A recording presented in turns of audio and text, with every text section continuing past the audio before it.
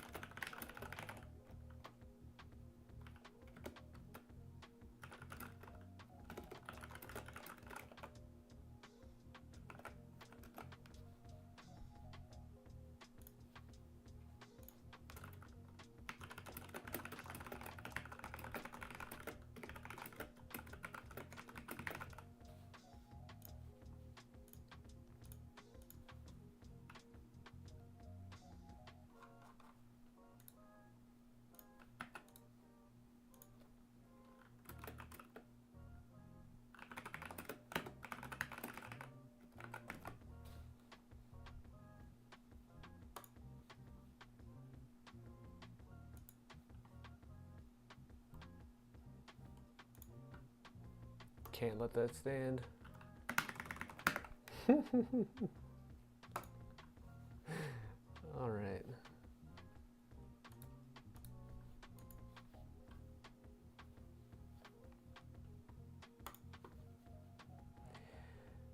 All right. So we'll see here. First stream with a little bit of music in the background. So let me know if the balance is too off, and I'll learn for next time.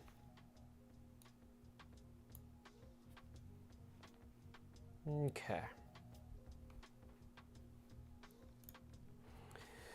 So the basic deal is, a while back,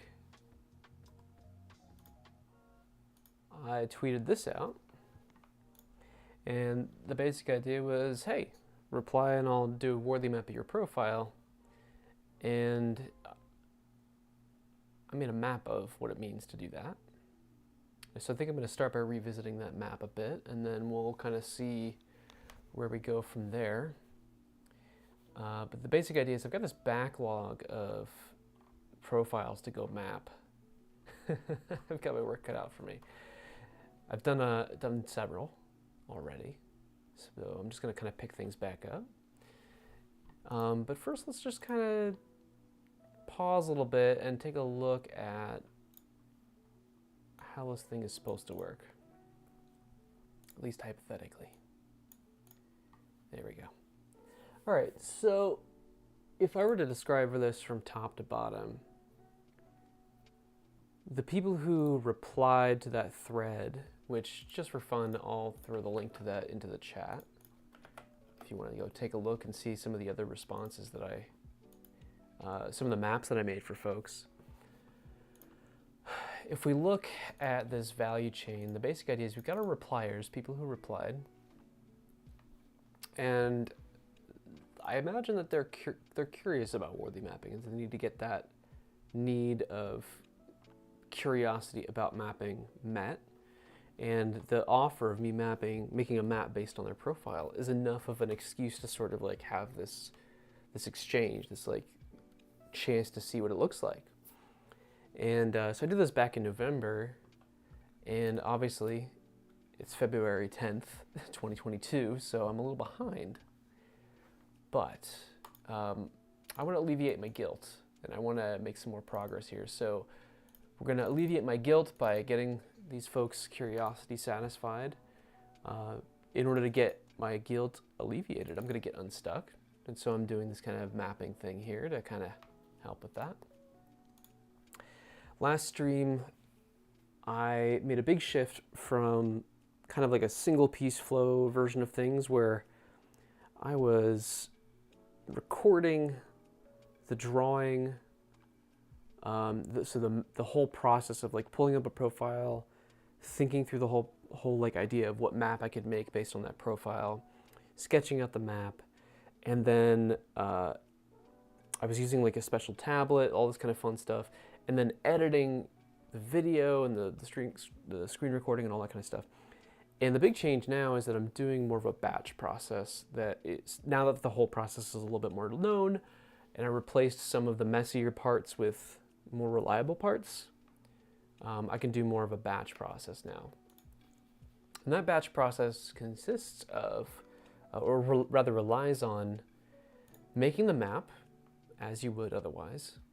And in the live stream itself, using the timestamp of when that map was made as the video recording of the map, instead of doing this whole like overproduced thing of like trying to do a time-lapse video, that kind of stuff. So we'll just use the timestamp in the live stream. And the other thing here is this visibility app is how we get the sketching in my brain, how we collect that input and produce it as output for the live stream. So before I was using the Remarkable tablet. This time around I'm using PowerPoint and just sketching in PowerPoint. And then obviously like there's like the actual work of sketching and deciding what to put into the map itself. And that depends on creative choices. I think I want to study this creative choices thing a little bit here, because there's some decisions being made there that I want to kind of zero in on. So let's duplicate this real quick, and I'm just gonna isolate that part of the value chain. We're gonna oversimplify this, so that it's just repliers need a map. Or rather, repliers need their curiosity satisfied. In order to do that, we need a map. And then let's dig into this creative choices thing down here.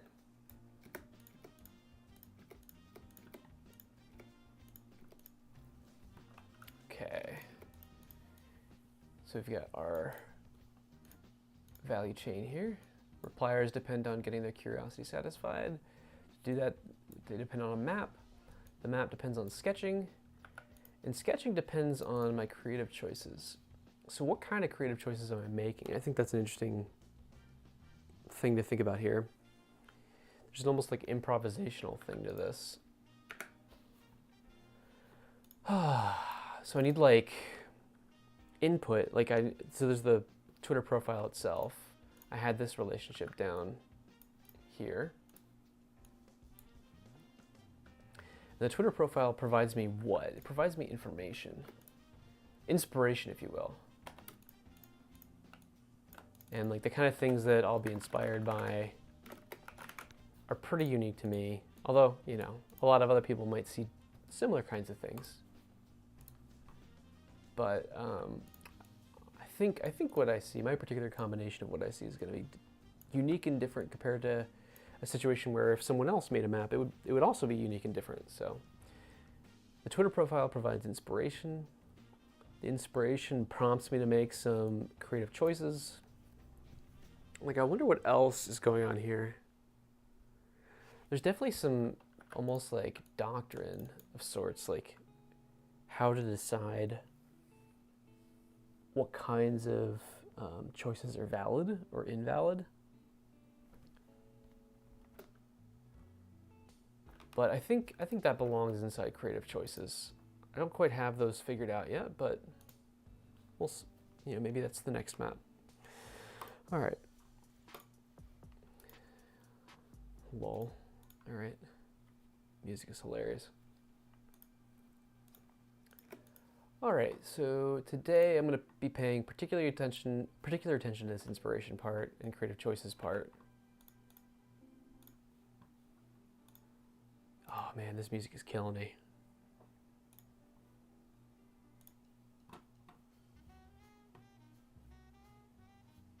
Sure, why not?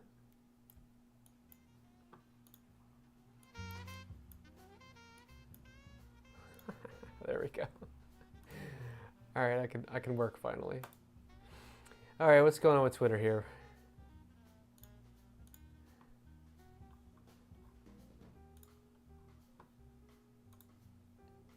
All right.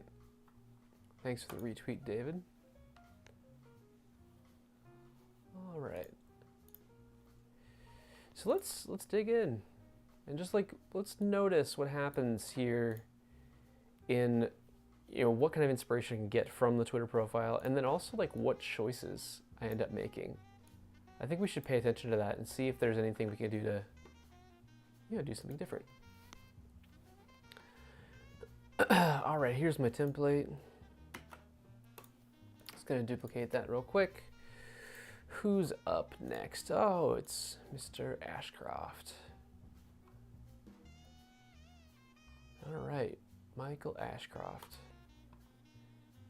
who does a lot of really interesting stuff. I forget what the thing is that he does. Alexander technique, that's right. Okay, so let's start pulling in our inspiration here. So this is for M. Ashcroft. Boom. All right, there we go.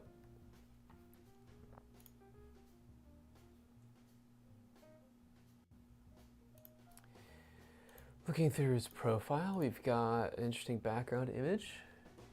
Ooh, it's pretty. Clear intentions, lightly held. Feral. There's the Alexander technique, so I'm just going to start there.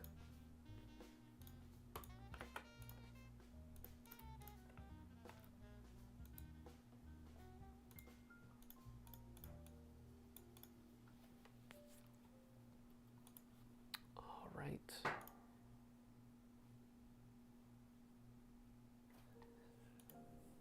Let's learn about the Alexander technique a little bit, because I think that can be the basis for this map. Also, good cat pictures. A thread on things I've written about Alexander technique. Okay. I'm just going to do some reading. A lot of times making maps has to do with just reading and looking at the research that's already there. The stuff other people have already provided for you.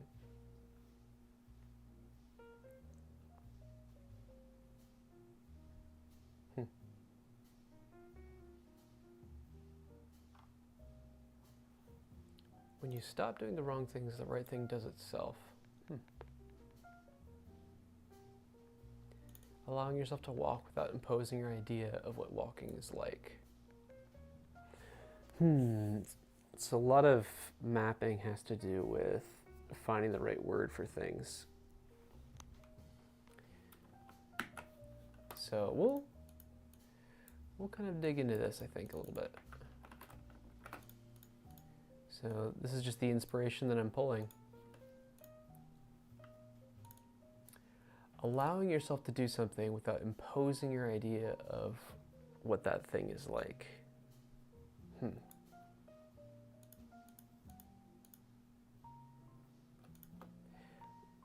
going to use like a placeholder term of like allowing.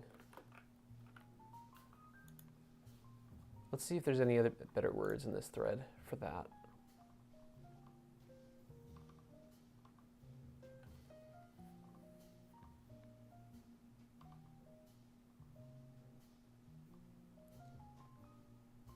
Stop interfering. Oh, this reminds me of Feldenkrais. Has a lot to do with all the things that you're doing that make, for example, breathing painful. And if you could just learn like a new way, or rather to stop doing the old, more problematic ways of doing the thing, then the issue just sorts itself out. You can't unlearn it. You learn the better way and you just are able to do it from there.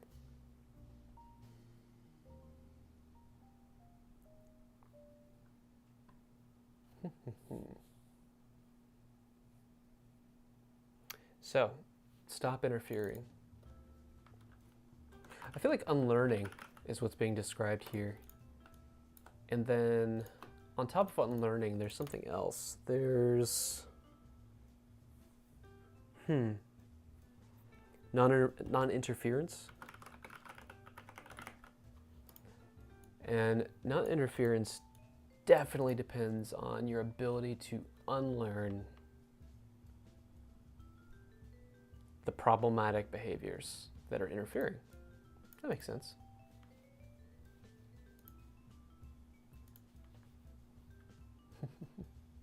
Okay.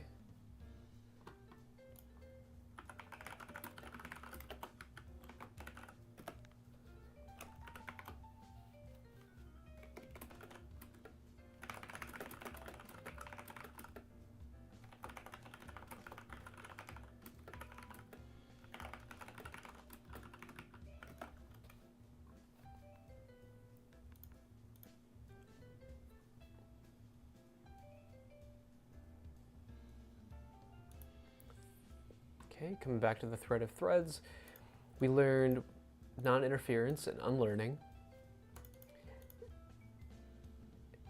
It's weird because it's not just non-interference, it's like enacted or it's an action that is without interference. I'm going to call it non-interfered acting. That's probably not right, but we'll see. Okay. So here he says, Alexander technique is not about posture, it's about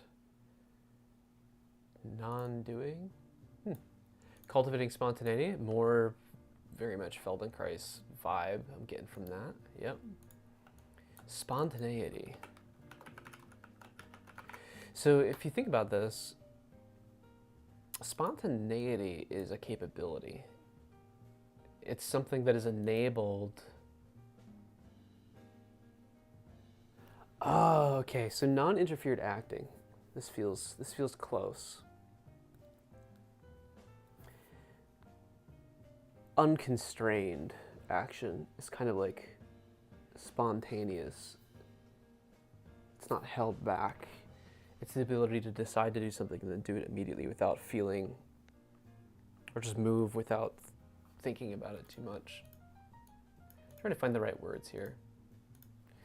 Non-interfered acting.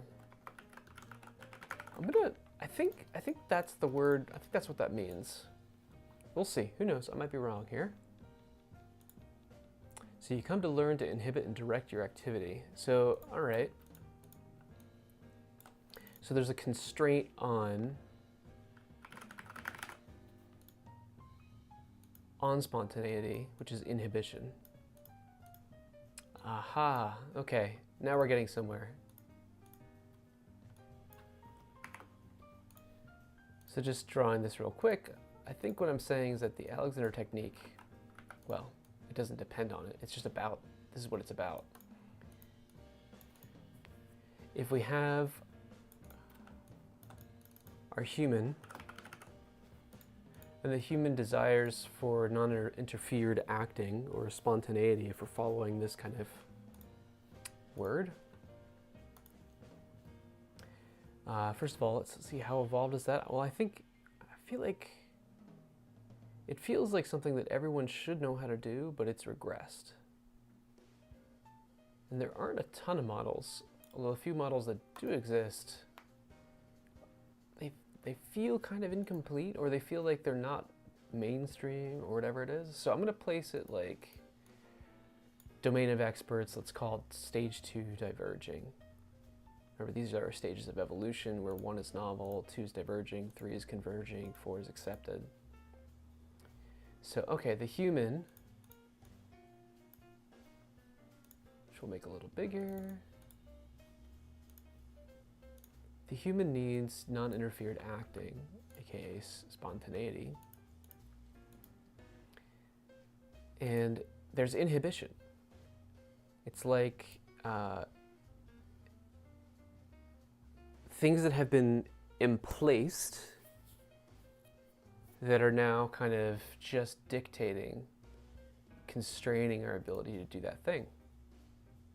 So think of this as like a negative dependency. Like spontaneity is constrained by inhibition. So I don't really know how to annotate that, so what I'm going to do is just spell it out. And in general, dependencies in Wardley map are constrained by, as well as depending on. But here it's like the constraint is actually the primary function. All right, constrained by inhibition. But inhibition is accepted. It's like, it's there. So in order to unlock that inhibition, we're going to unlearn. Okay. I feel like unlearning is super hard to do. And you almost have to try a bajillion things in order to find it. To find the right way to do it.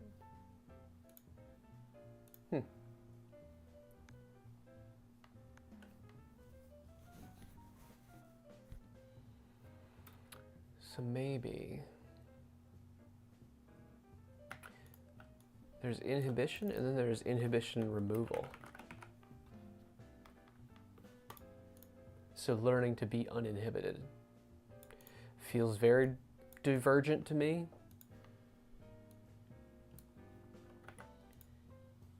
And inhibition removal depends on, well, is it unlearning? Maybe it is unlearning. This is the messy thing about learning to slice reality apart. It's like you have to find how to reduce it into its parts without destroying the concept completely. So here's what we have so far. People need spontaneity. Spontaneity is constrained by inhibition, and it is also enabled, spontaneity is enabled by the removal of that inhibition or the process of unlearning, the ability to unlearn things. I already have some theories about how unlearning works, but let's see if there's anything more in the thread we can pull out.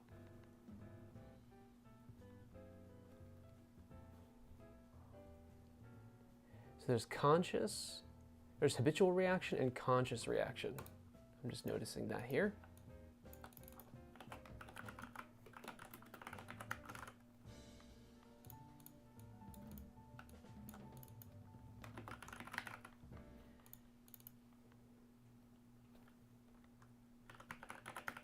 Okay, so habitual reaction and conscious direction. It's almost like that's the operating system that's underneath it all. Aha.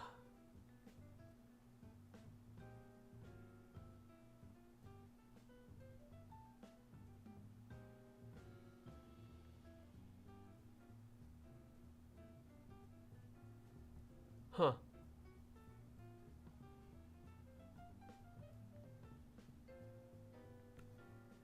My mind is blown just reading through this thread.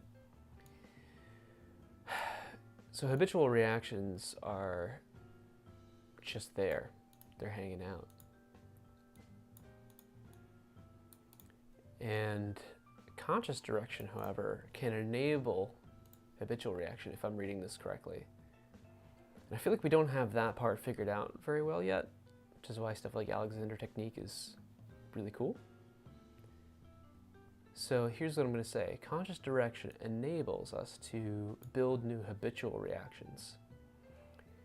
And that also enables, like habitual reactions on their own enable inhibition, but they also enable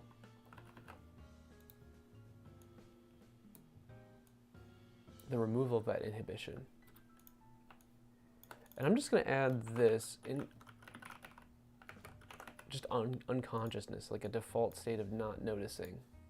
And I think that's accepted as well. Okay.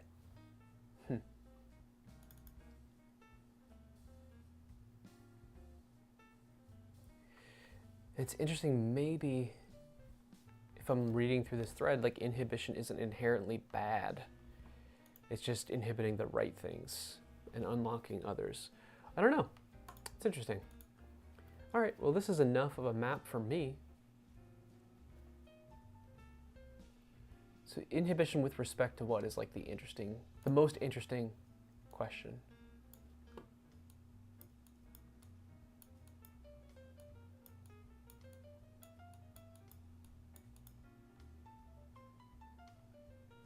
I like that. It's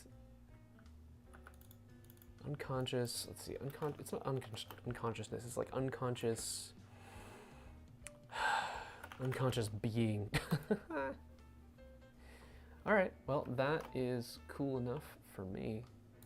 Let's get this over to Mr. Ashcroft. Boop.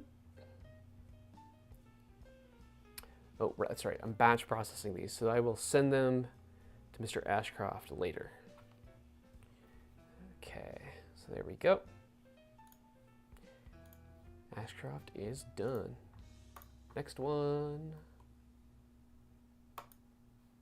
Oh, we got more tweeting going on. Thanks, Michael. I love this track. Okay, so we've got Kevin Rigotti here. Up next, let's grab our template. Oh, yeah. This is the best track I think I've heard in a while.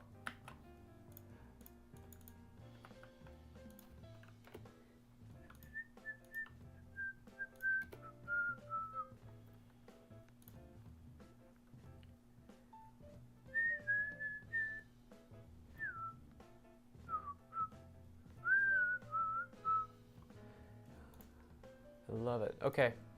Meowing at the door of academia. Okay. I guess that's the PhD life situation. Got a good bird. Is that a puffin?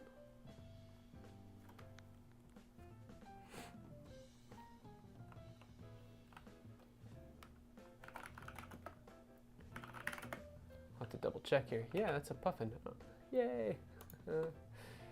So we'll just get some puffinry in here.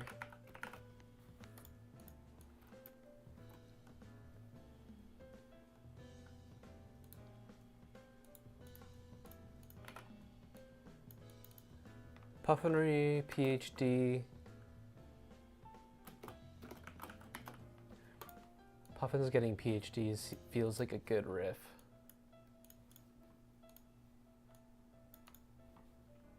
Software design and green politics. Okay.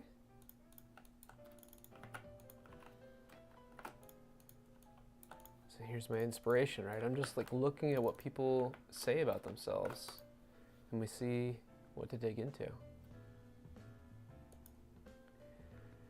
Ethical properties of a design in discovery. So there's ethics, there's design, and then there's discovery. All right, well, I am here for a puffin-powered PhD. So PhDs, generally speaking, I think they're a relatively converging phenomenon, as in like they have a form they tend to take. There are exceptions, but you know. Puffinry, however, I mean, the puffins have been doing stuff forever, but I feel like human puffinry is relatively divergent. So we're going to say puffin power.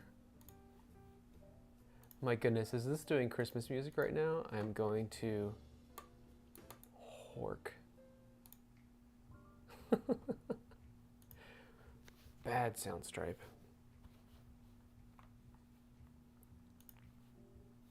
Puffinry enables the PhD. Goody, okay.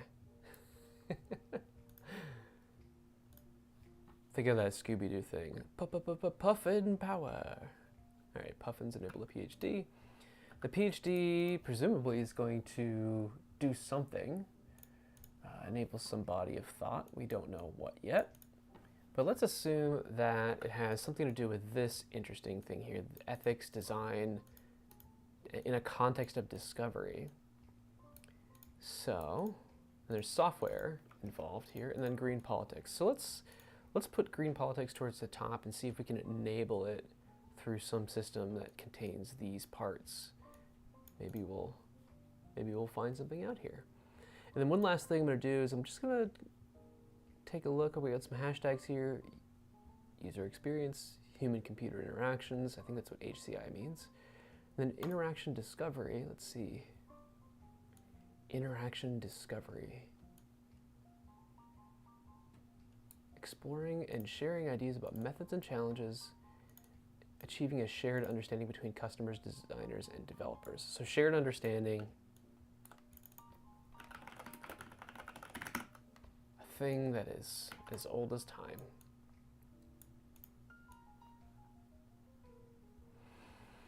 So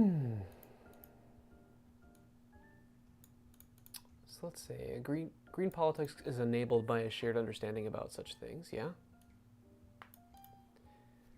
And well, no. Okay, let's back up.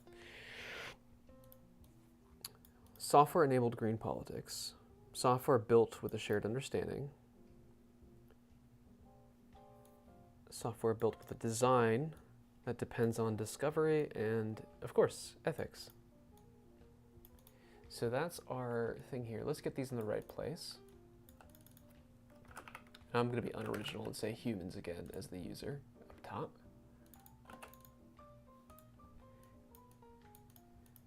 And green politics tend to be about the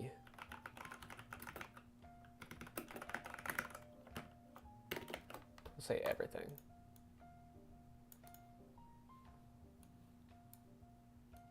Okay. So sustainment of everything, I mean, you'd think it would be accepted or even converging, but it feels still like we're not converging yet. So let's call it diverging.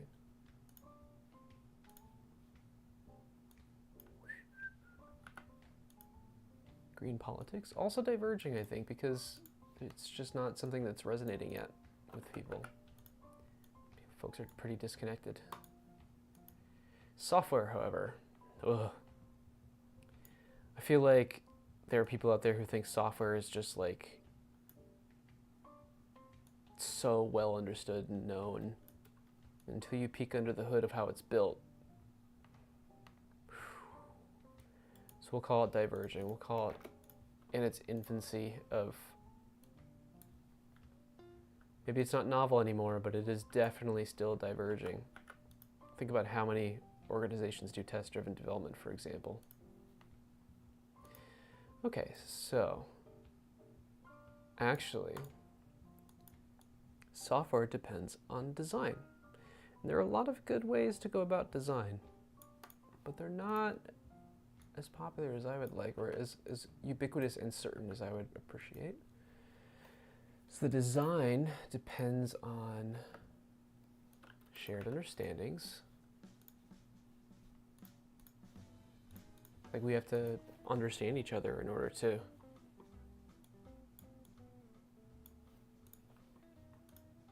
build stuff, right? And that is a messy, messy process. So I'm going to put it in diverging. It also depends on discovery. I feel like discovery is a little bit better understood. Like, where do you put discovery and ethics? Blech. I'm going to say it's early in converging, at least the discovery part. Ethics, though, is a tough one. We'll call it refining to be design ethics.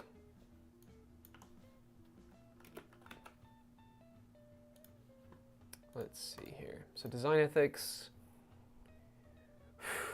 I feel like there's been enough study of it where we can start to see some convergence there. So, okay. Shared understanding depends on discovery, and the design depends on design ethics. Okay, so now we have a problem. How do we connect the puffin-powered PhD into all this? Well, I wonder what our friend Kevin, what the PhD is in. Well, one way we could do this is we could search.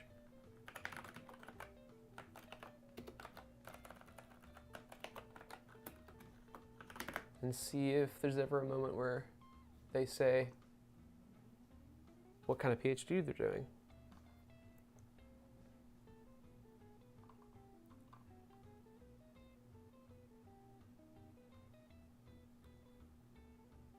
Okay. PhD research is involved, somewhat related to the UX discovery practice. Interesting. Okay. So I imagine it has something to do with UX, just broadly. So we can just say it's underneath the design, let's say. The design depends on research being done, enabled by the PhD, because presumably Kevin wants to do something unique here in the way that they bring about futures. Oh, you're killing me, PowerPoint. Stop that.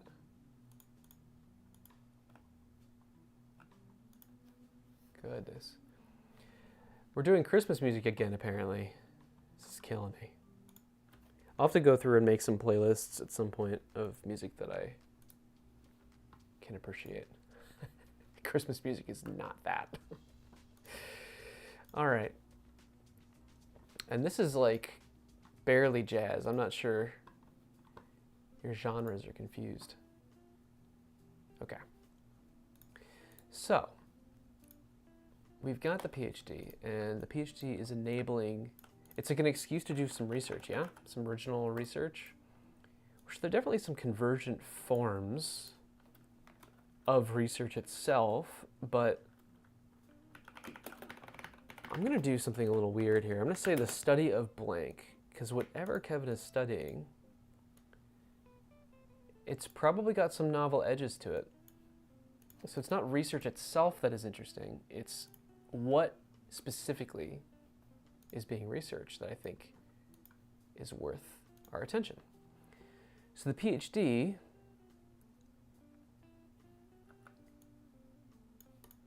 let's just lay this out a little bit.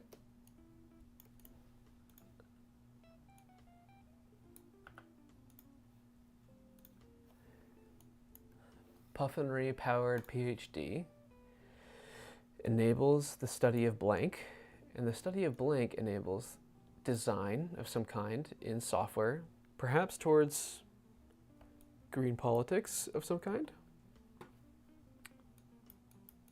or perhaps in some other way the design is more directly enabling green politics. Who knows? Which is in the interest of sustainment of everything.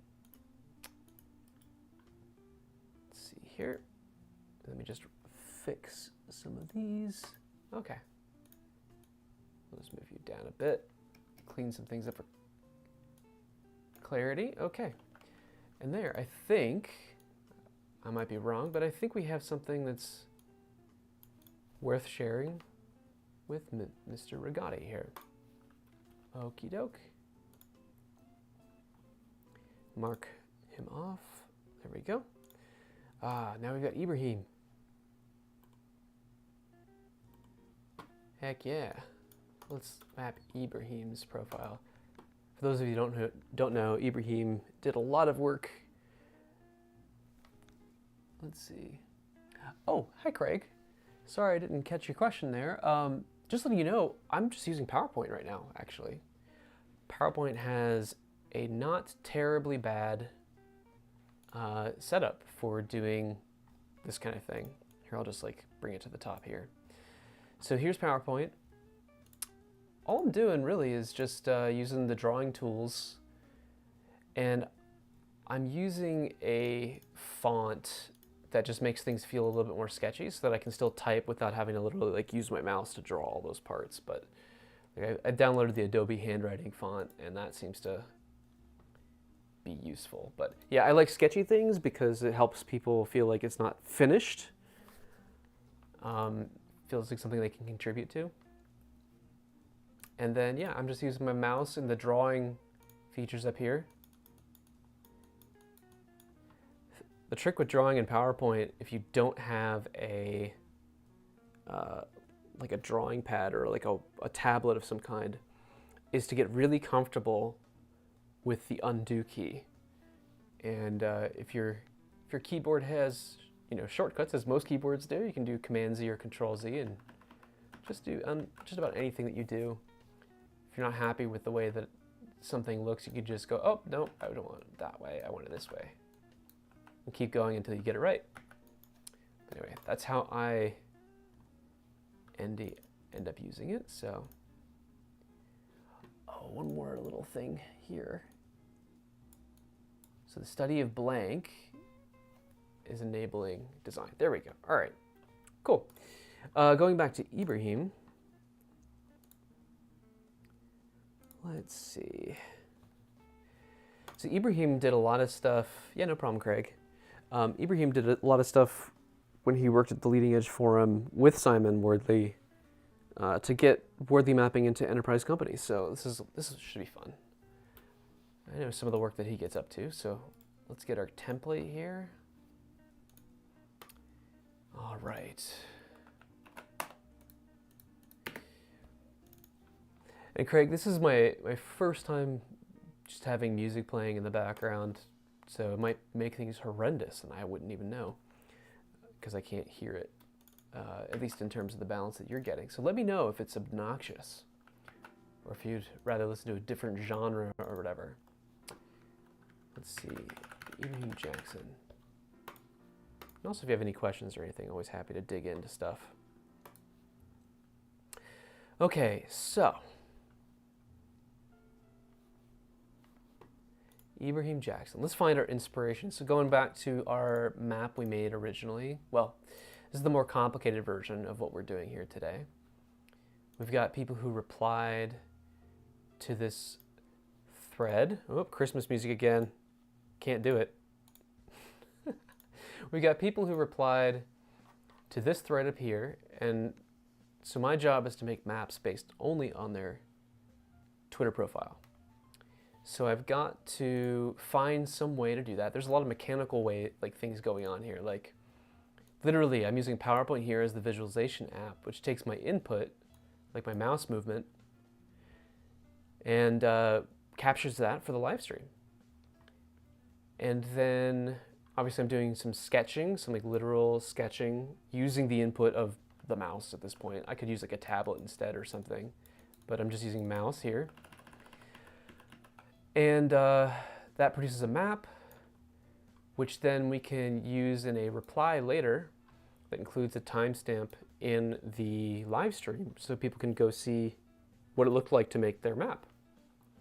And that should get their curiosity satisfied here about what a map looks like, and in particular, like what a map looks like using words that they, have inspired us to use based on their Twitter profile. And at the bottom here is the Twitter profile. It's got a standard form. And we kind of dug into this part of the value chain a little bit a couple minutes ago and basically said, let's zero in on that. What am I really doing here? And I think the answer is getting inspiration from the Twitter profile, using the various words and images and things like that they include.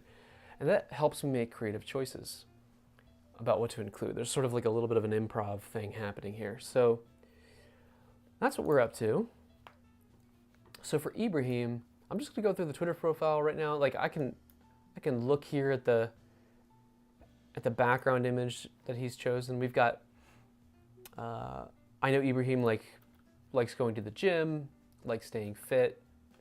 So that the bottle over there on the left, the mixer, or whatever that is, not surprised to see that. So let's say like hitting the gym.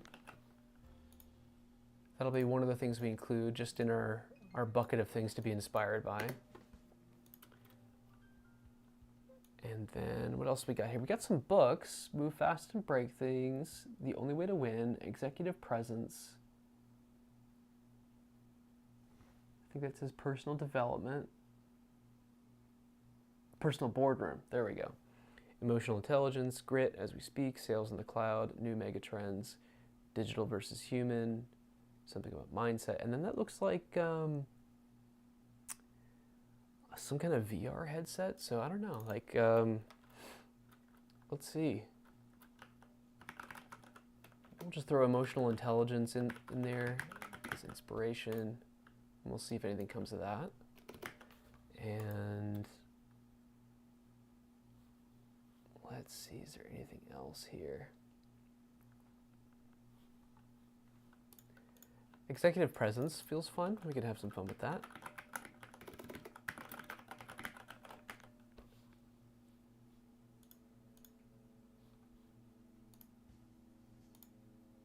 Okay.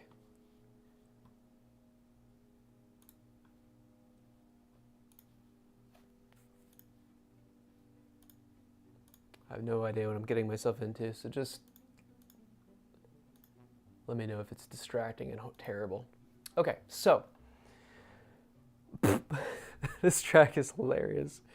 Can I skip that? Oh my goodness. There was an artist that I found on here that I really liked that did some really nice classical music, like I think it was like Moonlight Sonata. So let's find their work here. Apologies for the distraction here. Amanda Welch. Goodness. All right, here we go.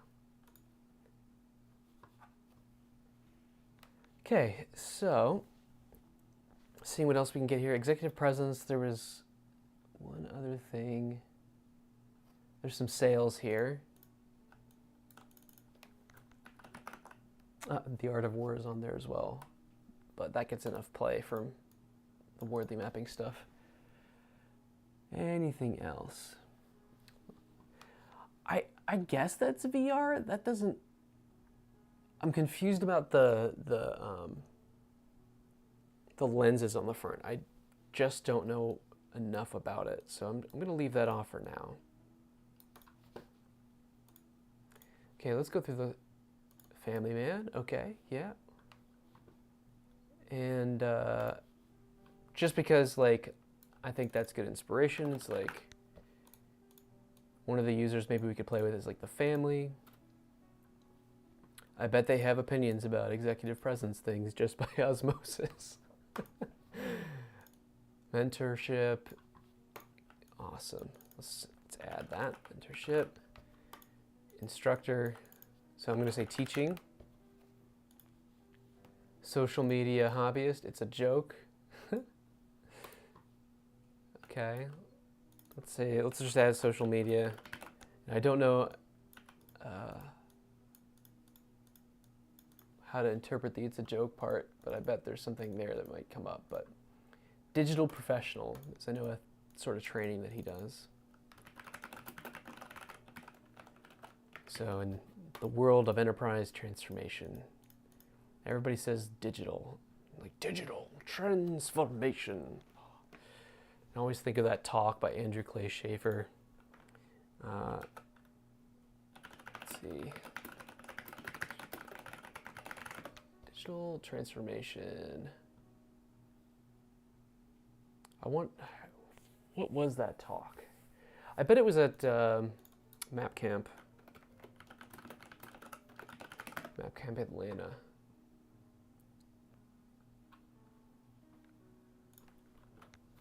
But yeah, it's like there's like a singing panda every time someone says the word digital transformation. And it's because nobody knows what the word means.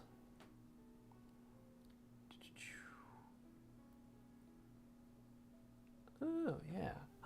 Tools. Yes, Craig, great question. I have some ideas for you.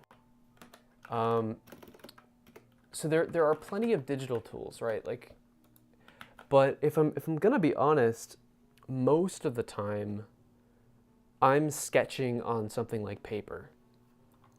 So like I can send you this link here for fun, and then like all sorts of digital tools you can play with. But like if I go back, I wonder if I search for this old blog post, I bet I'll find, yeah, here it is. Okay, so here's a really old blog post that I wrote after attending the very first map camp in London. And like it's a little bit of like how to think about the tools, but bluntly it's just like, look at all these analog ways of doing it. like literally just pencil and paper. And there's some like fun things you can try, like using sticky notes, or these are like those little miniature bookmark or little sticky flags, I guess. And then Simon kept raving about blue tack and yarn, and so I had to try that, and it was it was awful, but it was fun to try it. But yes, sticky notes and whiteboard are a good way. I have something called a like a remarkable tablet. Let me just pull this up. So this is, I mean, it's a tablet, but it doesn't have a bunch of apps on it. It's literally just for drawing and sketching. So for me, this works. Like, I think like the way that they position the product is, it's about creating the chance to focus. So not being distracted by all the other stuff that like apps and things will throw at you, like notifications and so on. So I do like daily journaling in this thing. And then I'll also draw Wardley maps. In fact, like one of the old streams that I did, let me see here. I could probably find the, if I go to the YouTubes and I pull open the, let's see, the last stream. If I can at least find my channel, then I can maybe find the video that I made. Yeah, this is it. Okay, so I'll just pause that. So here in this stream, you can kind of see like what it's like as a product. And so it's just like sketching on paper, and like there are also like little, if you go on Amazon, there are little notepads that you can get as well, like Wardley mapping templates is I think what they're called. I made them. I just don't remember what I called them. But yeah, I highly recommend just like any sketching app. Like the way that I do mapping, if I go back to some of this stuff from the old stream, or the last time I did this, the way I think about the process is I start with lists. So can you make lists of users' needs and capabilities? And you don't need anything special to make lists, right? So the users are like, who are you serving? What are the benefits that they're getting from the situation? And it's like anyone, right? Like what situation are you in right now? And who's benefiting from it? And then obviously there are like so many different ways, so many different needs they might have that you can pay attention to. And then the question is like, what capabilities are leveraged in order to meet those needs, both inside the organization and outside? And capabilities, they can be pretty much anything. Simon Wardley likes to talk about activities, practices, data, and knowledge as like different kinds of things. Activities being what you do, practices being how you do them, data being how you measure it, and knowledge being like how you know it. And so you can imagine like just making a couple lists. Like actually, like here's an example of lists, right? So I decided to make the list small because I think that's what helps you get through the entire Wardley mapping process and to get a tight loop in and get the benefits from the practice, like just getting the map over with and then being able to ask it questions and get value from it. I start with like one user, one need, and like 3 to 5 capabilities as my minimum viable map. And that starts with a list just like this. And then from there, you can take that list and just like redraw it in a value chain style structure. So you can see over here, I redrew my lists into a value chain just by adding the relationships, what depends on what else. And because or at least in my case, I kept things simple and had only a few parts, the value chain basically built itself because the users are obviously at the top, the needs right underneath that. And you can imagine like when you look at a value chain, you can basically imagine someone saying the word needs anytime like one of these relationships is encountered. So it's like repliers needs, oopsie daisy, repliers needs curiosity satisfied. Curiosity satisfied needs replies. And so you're just trying to take your parts and find the arrangement of them, what depends on what else, until you can say a full sentence that makes sense. Like replies need a map. Map needs sketching. Sketching needs creative choices, and so on. Once you got that value chain down, like you've got your lists, you've got your value chain sketched out, and then like you sketch out your Wardley mapping template on another page, and like you might have to sit there and think and draw and redraw a little bit, and that's okay, but like all you got to do is draw a horizontal line across the bottom and then just like divide that section into 4 parts, right? That's all there is to it. And then you can say 1, 2, 3, 4 for the stages, and then just use your evolutionary characteristics cheat sheet reference from like the book or whatever. And then think about it, like how do I transpose this value chain onto this map? And you draw and you move things and you scribble and you erase and all that kind of fun stuff. You just do it until you get it to a place that feels good. So can components in a software system be considered capabilities, or is it better to abstract them to something a bit more general? I think the answer to that is either is possible, and you as a map maker you have to basically make some editorial decisions about what kind of map you're making, depending on the audience, depending on who you're with. So I used to work in single sign-on, or like, I was a systems administrator, and I would like manage student systems for a government, like a public state-funded school. And we would do things like SSO and like single sign-on, which is like what happens whenever you type in your password once and then you visit multiple sites and you get automatically logged into all of them. In one version of the maps that I would draw, SSO is just a big thing. It's just its own thing, right? But then if we break it down, maybe we need to like have a more tactical discussion about SSO. We would have conversations about like, well, SSO is this big thing, right? Wow, I can't draw with a mouse.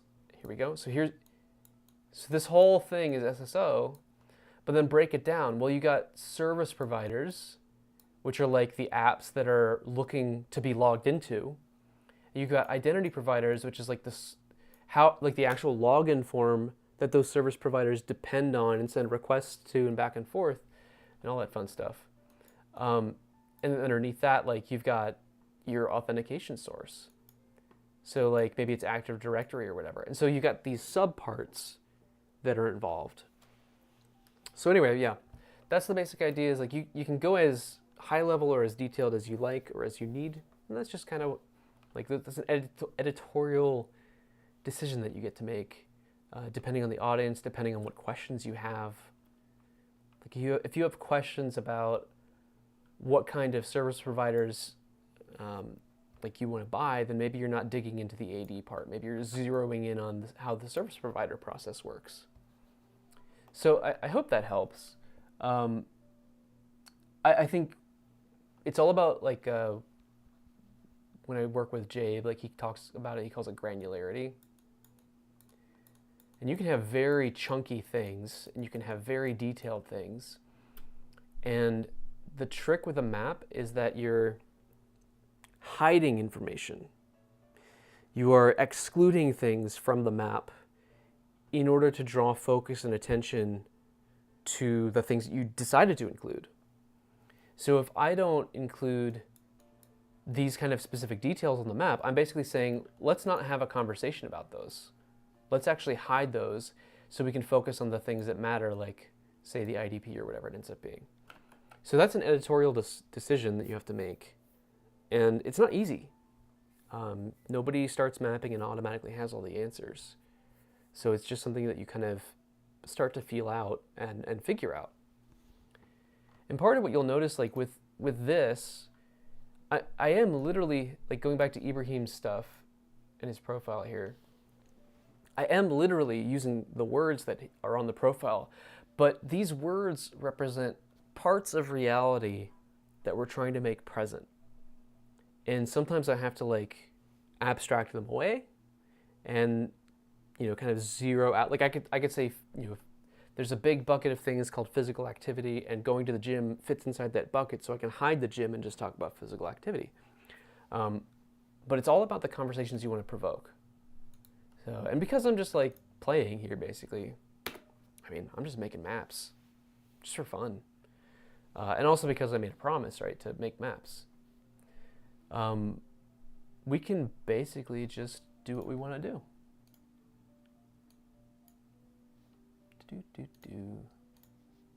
All right.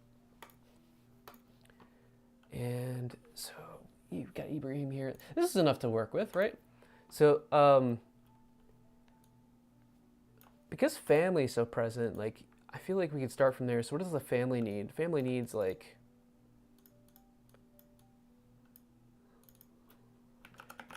strong dad. And I bet that's kind of a converging need. People like, dads have a reputation for being strong. And in order to do that, strong dad depends on a gym. There we go. Let's see. Oh, and Craig says, if you abstract up to a chunk, if the subcomponents would be in different stages of evolution, how do you pick where to put the conglomerate? I love that question so much, because it is exactly the kind of question you should be asking. And it also exposes you to how imprecise and totally just unaware we are of the things that we do every day. Because whenever you're mapping, you say, there's component X, let's say. And actually, let's use Ibrahim's thing as an example. Let's say we're going to talk about the gym as component X. So we've got the gym. Just get this copied over here. Boom and boom. And when I say the word gym, something happens in your brain. You start to think about what gym means.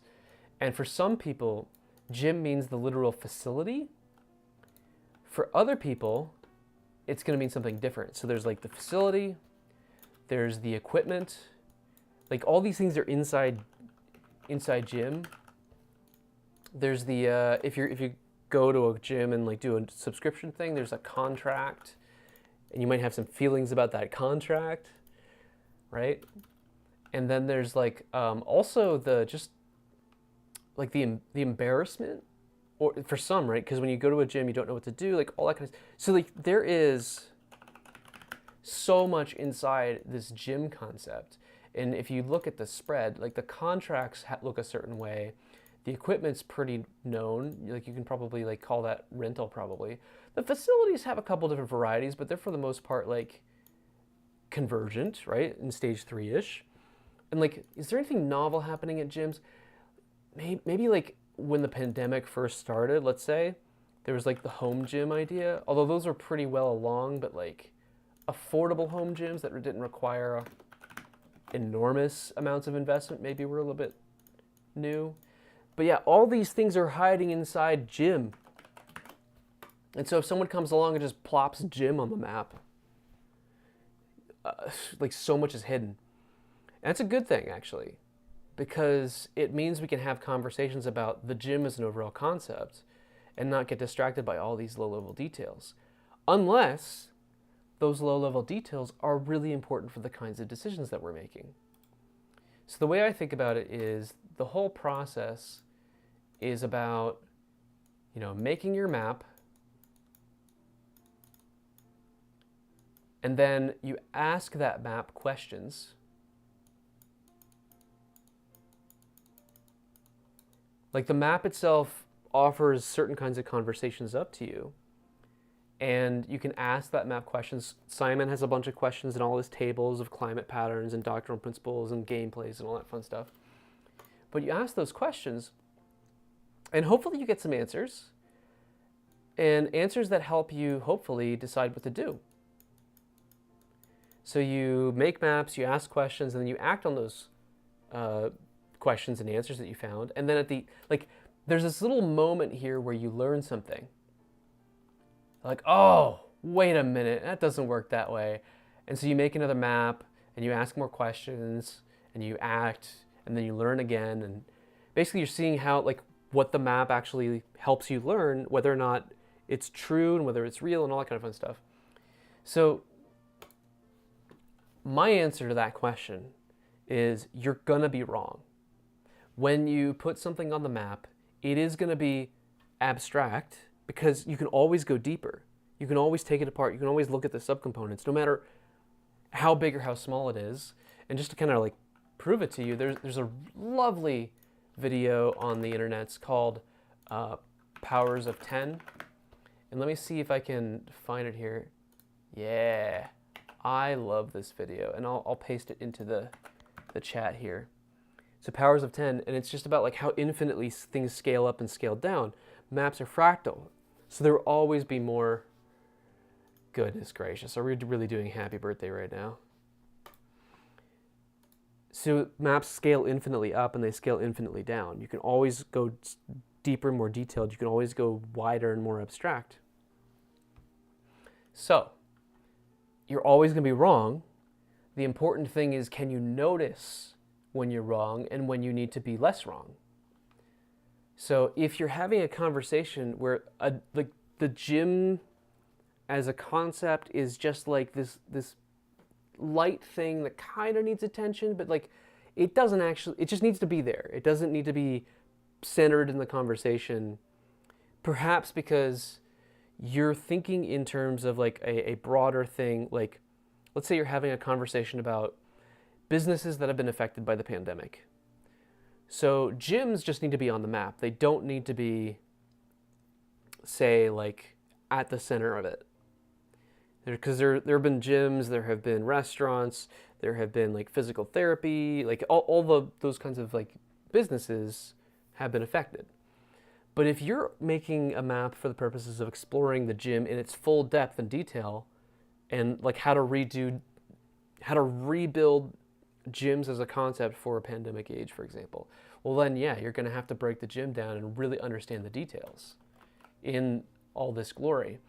So when you make a map, so going through here, like this is a process of iteration. And there's a moment where you realize you need to make a different map. And so I hope what comes across is basically, if your first map is like so basic, like remember when I was talking about building lists, you pick that one user, that one need, those 3 to 5 capabilities. That basic map gets you through your first loop. And then you find out what you didn't know. And you decide to go deeper in one part of the map or make a different map entirely, all that fun stuff, right? So on your next go around the iteration, around the cycle, you'll make different decisions about what to explore.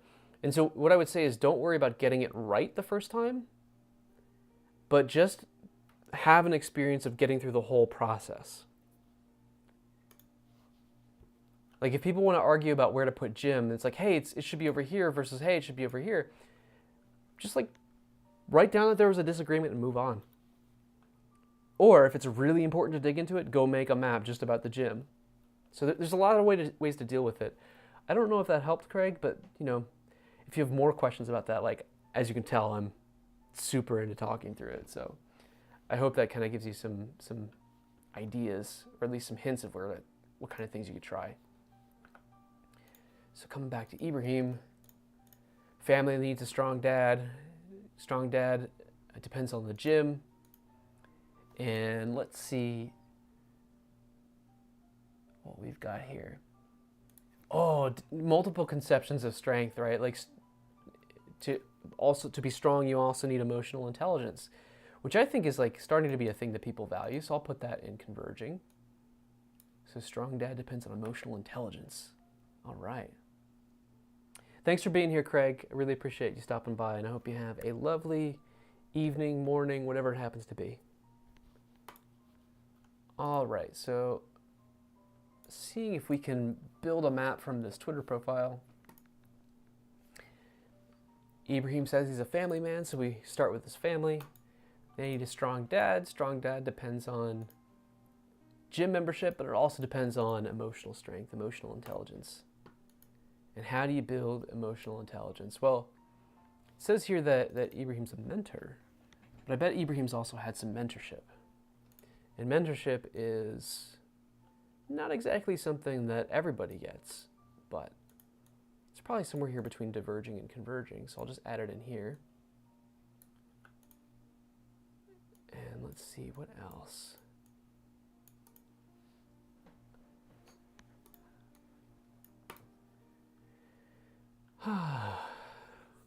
I bet he gets a lot of emotional intelligence from just like what it's like to teach people. That'll definitely help you learn some stuff. Okay, and then let's add another user here. So we had the family, and let's add clients. I bet clients are the recipients of these other benefits here. So family comes first, and then there's clients. And the clients need training, like they need executive presence training, they need digital professional stuff. And these are kind of like, I wouldn't say there's, I'm sure some folks feel that there's a formula for these kinds of things, but they still feel kind of like new to me. So I'm just gonna put them here for now. Stage 2, stage 3. I could be wrong, and I bet Ibrahim will reply and let me know that I'm wrong whenever I send this to him, and how I'm wrong, just so I can learn from him. So there's that. Clients depend on digital professional stuff. I'll just rearrange this real quick. So family comes over here.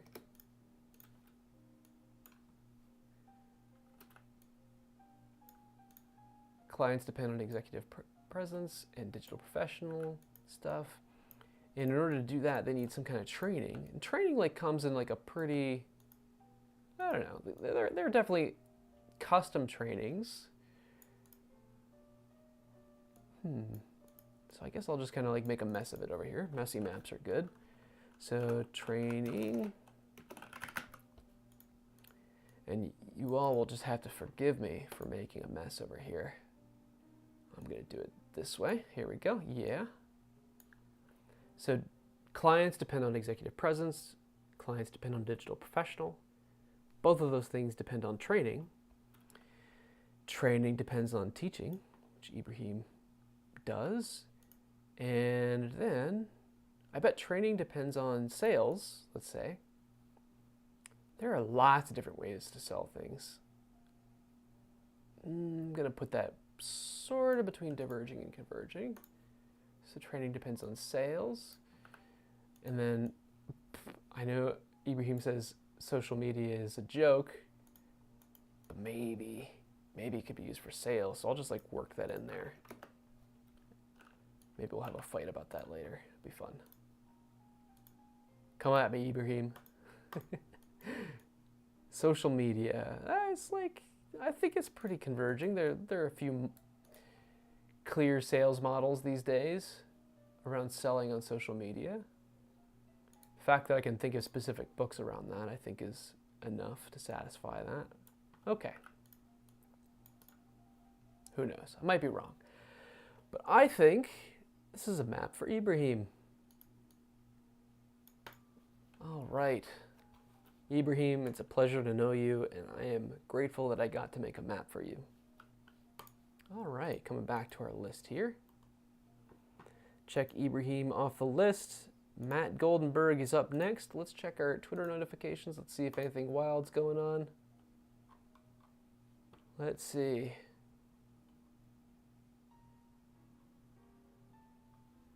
All right, nope, nothing, just a bunch of mentions. Maybe a little bit casual, goofy posting happening. All right. This is one of my first streams with music in the background, so I don't know what I'm doing with respect to that. Other than, I don't know, it seems neat. Makes it fun for me. So I hope makes it fun for you as well. And just, let me know how it is for you, if it's too loud or too soft or whatever, because I cannot hear. All right, now there's an artist on here that here it is, Sam Barsh. So we'll get Sam Barsh queued up after this.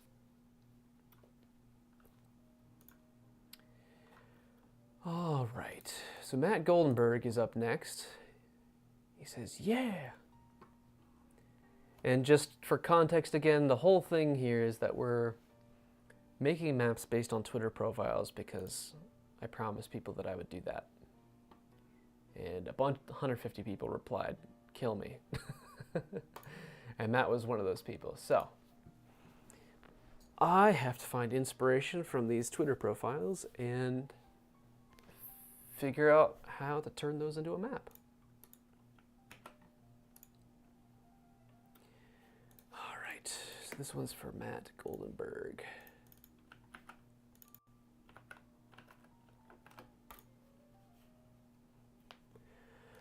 And what do we got here? We've got lovely background images, multiple hummingbirds, things with birds, and some plant life. So if we can have puffin-powered PhDs, we can have hummingbird-powered things as well.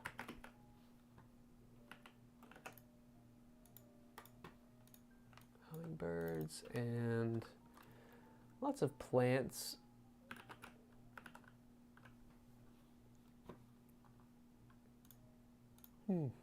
Quite an aesthetic. And then sketchy profile pictures, building new systems to benefit all beings. Oh, right. All beings. Well, there's our user of sorts. Who's getting value? All beings, hopefully. And so, new systems. Let's see. Well, building new system, I suppose. What? I don't know what kind of benefit is happening here, but like we're building new systems. Systems building in general. So we don't know what kind of benefit. We know that there is benefit, or that's the intent. So we'll figure out what kind of benefit later, but we'll just draw that in here for now. And in order to provide that benefit, I'm going to build some systems.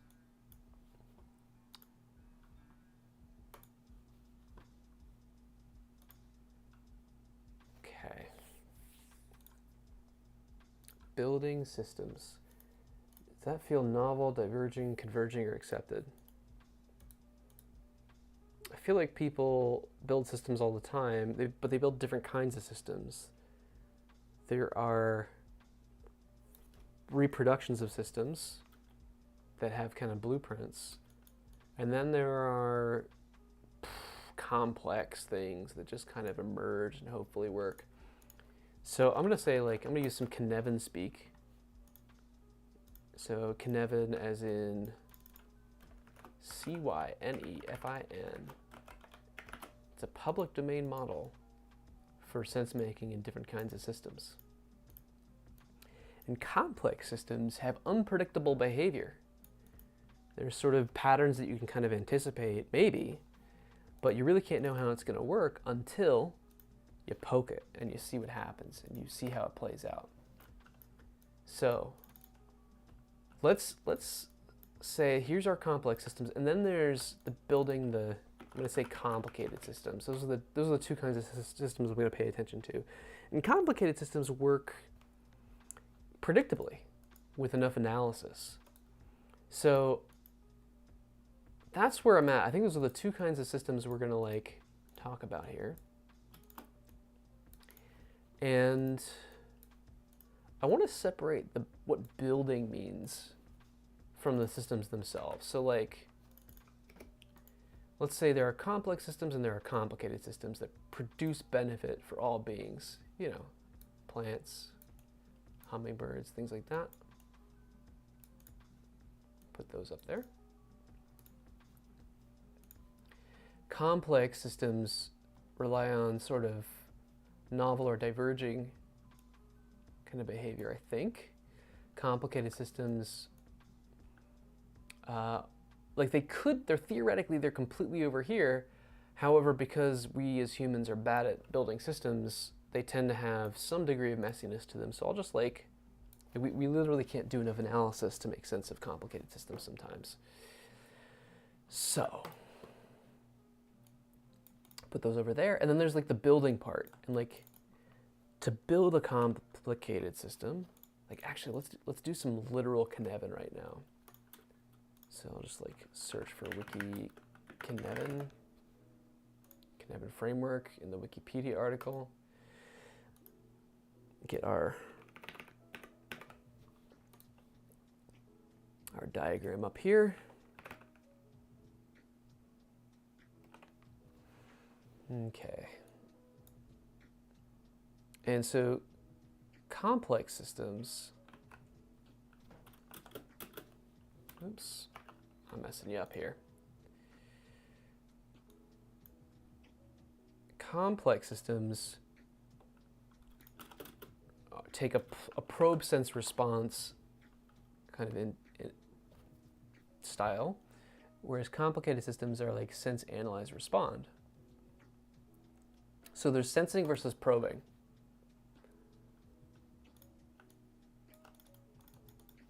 Sensing,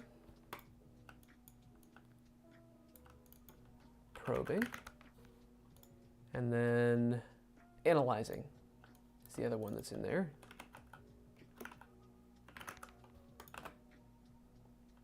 And then there's the response itself, which I'm gonna is actually I think the response building,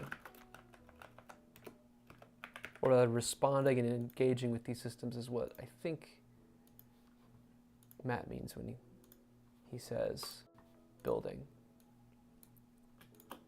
Okay, so response is like what to do.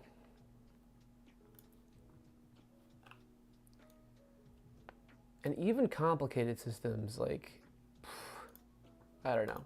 Maybe it's more ontologically correct to like split this into two different kinds of building responses. Like complex systems make me think of tending to or gardening. Whereas complicated systems like make me think like designing in like a blueprinty kind of way, but construction. That's the metaphor I want. Okay, so there's the gardening response, and then there's the construction response. We'll go with that. And that's what produces built systems, or the building of systems. Construction feels sort of like a converging thing. Gardening feels definitely like a diverging thing, although there are some patterns that are pretty decent you can follow, but you can't know if they'll work until you use them, until you try them. Gardening depends on probing. Probing and sensing.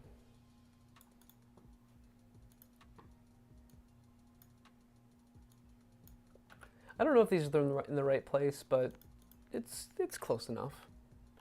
And then analyzing definitely feels more like it's over here. Let me just make sure I get these things correlated here. So yes, probe, sense, respond, probing and sensing and responding, and then sensing, analyzing, and responding. There we go.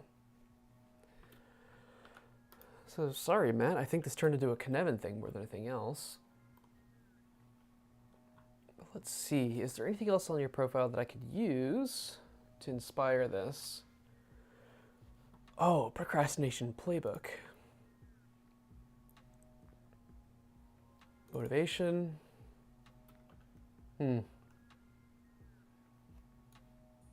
so we've just covered like the ontological stuff, but we need motivation stuff here.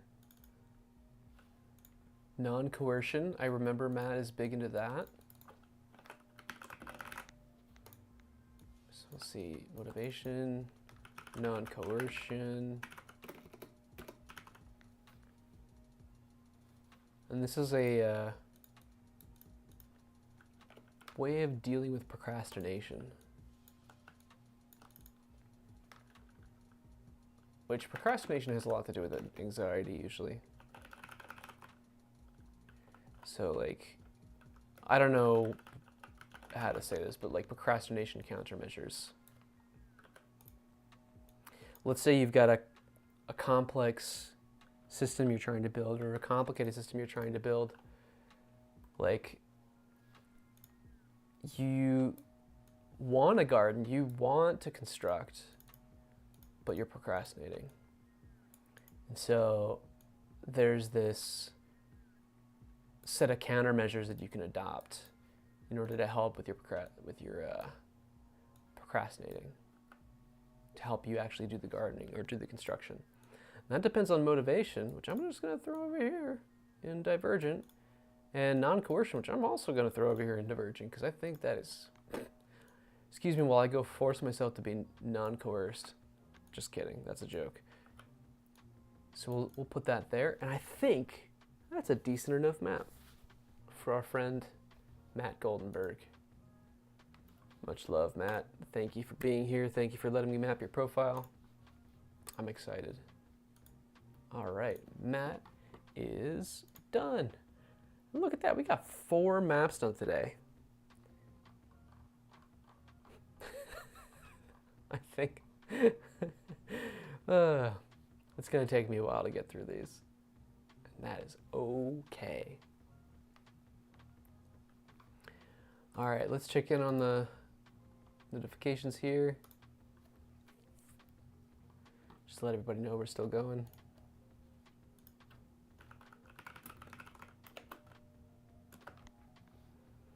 Probably keep going for at least another couple minutes. Next is DZPM.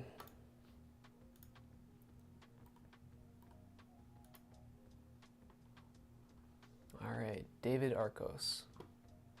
Let's get you our template.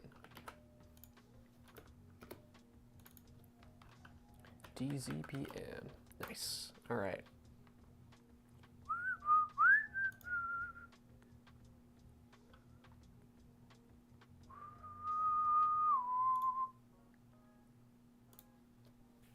Distributed system. All right, here we go. Already. Security in Python. You're making my job easy, friend. Okay. Just getting our inspiration onto the page.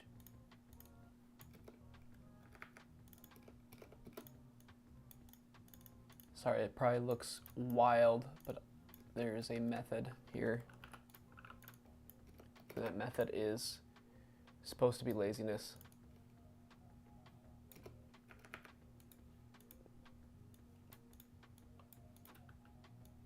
Distributed systems, Python, security, scalability.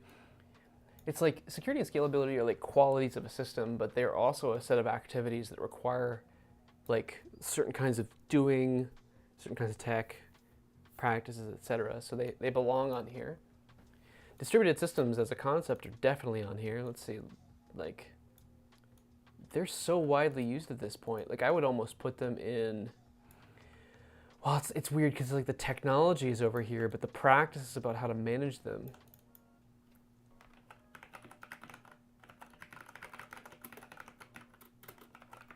Like, that is not equally distributed among the people who do these kinds of things. But I bet that's security and scalability practices.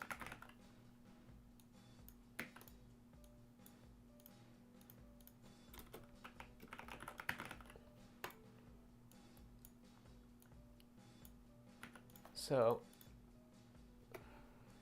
those practices exist independently of distributed systems. And this is interesting because like I want to do like this co-evolution of practice thing here. Let me see, Simon Wardley, co-evolution of practice. Let's get that Google going. Find a tweet from Simon. Okay. And so what he says here is like in this image, for example, you've got things that are lower down enabling certain kinds of practices higher up. So for example, high mean time to recovery practices that he's describing, oh heck, I'll just annotate this in PowerPoint so you can see exactly what I mean. So high mean time to recovery practices develop as a result of systems like the IBM 650, and over time, like those kinds of lower level compute systems evolved, became standardized servers, and eventually became cloud compute. And like there are people who are trying to like use the high mean time to recovery practices like disaster recovery, capacity planning, N+1. Believe me, I was one of those people when I was a systems administrator, despite the existence of cloud, and that was because of the context that I was in. But like, then along came these low mean time to recovery practices like DevOps and so on. Although DevOps is a whole can of worms. Used to work with Kevin Bear and friends, so like, there are opinions about DevOps out there. There's like anyway, I won't get distracted on this, it's fun. But the point is, in Simon's representation here, he's got the practices above and the thing that the practices are surrounding below. And that complicates things for me because I want to say things like distributed systems depend on security practices. But in fact, there are like specific practices within security that are distributed systems security practices. So I think I gotta get so like semantically annoying here. So I'm gonna say distributed systems security practices, distributed systems scalability practices. And I bet those are like back here. Here being somewhere between diverging and converging. And those depend on distributed systems because without them, they wouldn't exist. That said, there's a much broader like set of requirements around like security and scalability that these are a part of. So we'll do that. Now Python is in the mix. Python is a software development language, and it's like accepted in a lot of spaces, like machine learning and so on, and all sorts of fun stuff. Ho, James, is this a chance to break out a pipeline called security practice? Probably, very much so. So, if I understand pipelines correctly, and I may not because I'm a little behind on them, I will admit. A pipeline is a set of options that can fulfill a higher level need or a higher level component. So if I, for example, bring distributed system scalability practices up, I'll just send this to back here. You can say, I think one of two ways, right? Either there are a number of alternatives that fulfill distributed systems scalability practices writ large, or you could say there are a bunch of different things inside that bucket that might fit underneath the banner of distributed systems scalability practices. I think there are some different ways of doing this, but I think that's how that works. But I gotta make some room to actually make that possible. So we'll pull our distributed systems down. Heck, we'll say our distributed systems depend on Python, because why not? It's a leap, but it's probably true enough. So we got distributed systems scalability practices, we get distributed systems security practices, and just to reflect this a little bit, shape fill, we'll do no fill. actually we'll do shape outline. Cool. And then we'll make another little shape just to sort of do that thing that Simon talks about, or does with his little box here, just to let you know that this is distributed system security practices. And here's the question. What are those? The pipeline is security practices, and specific practices are at different stages of evolution in that pipeline, dragged by the respective customers above them. Yeah, I buy that. So would you put distributed systems security practice, like specific distributed systems practices in here as well? Let's see. I'm just following what James is saying here. We'll see how this works out. Security practices, broadly, yep. And then there's like, yes, certain specific security practices that are unique to distributed systems that are on the left of the pipeline. I buy that. Yep, exactly. Thank you, James. You're helping me out here. It's making this a little easier on me.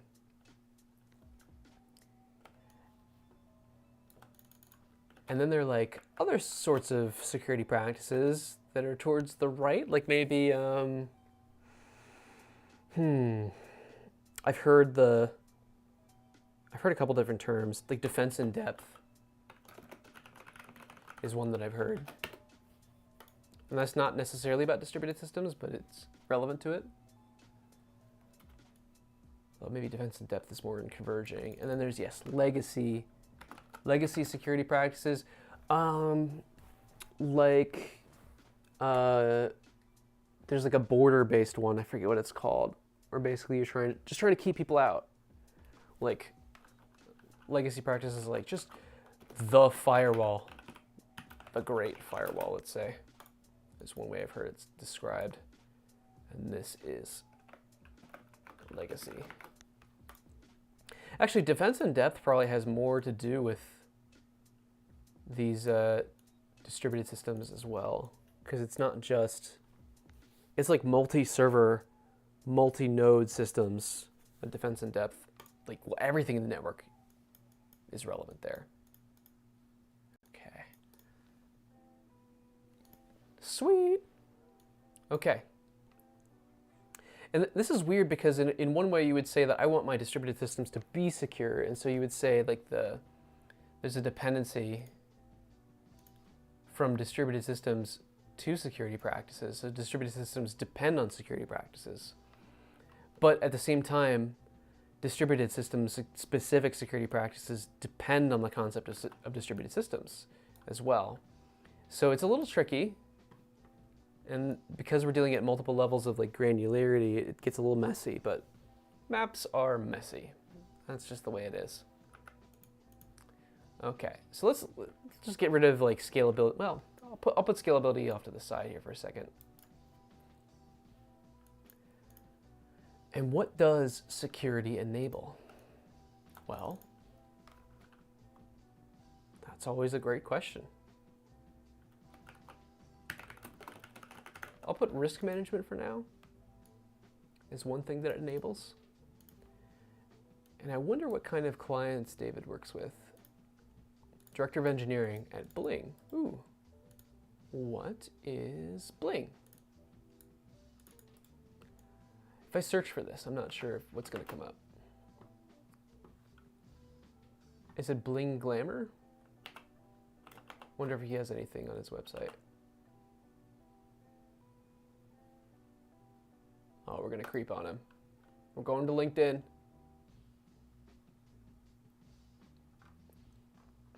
Bling. The first app that instantly sends you 100 euros to do what you want. Bling.eu. I have no idea what that means, but it seems interesting.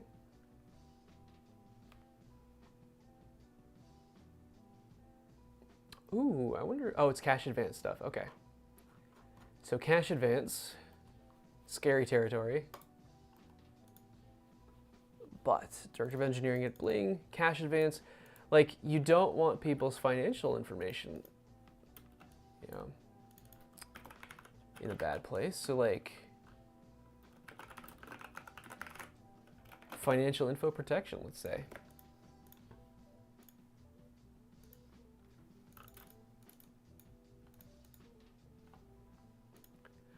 It's a good jam.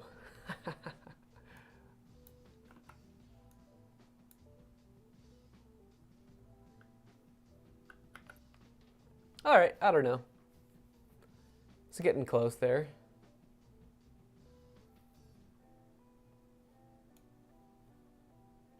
Let's say there's another one of these up here as well. Let's see. Another pipeline. Security enables trust.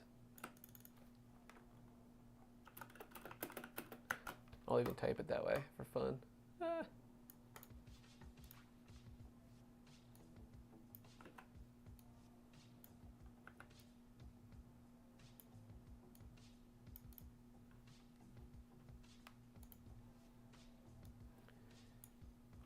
We'll pull this down.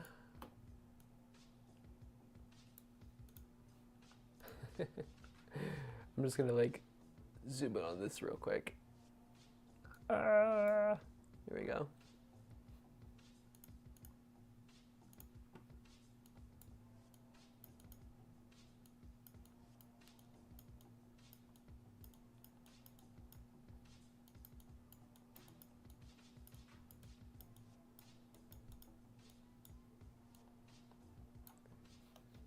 Definitely oversimplifying that.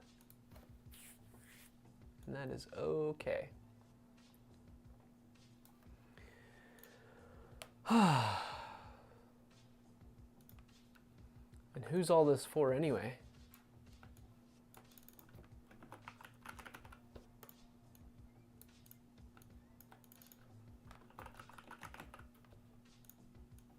Customers, regulators,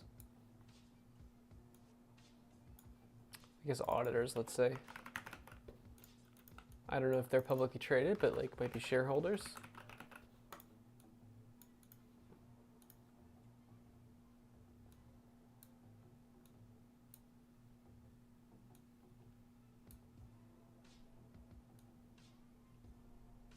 Something like that. I don't know. That might work. That's good enough for me. It's messy, but it should provoke some questions. Thanks for the idea of using the pipeline. That's a great idea. So thank you, James.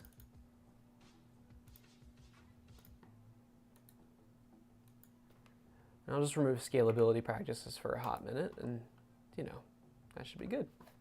Okay. I'm gonna have to get my time per map down. Otherwise I'll be here forever. Maybe that's okay. DZPM down. Next.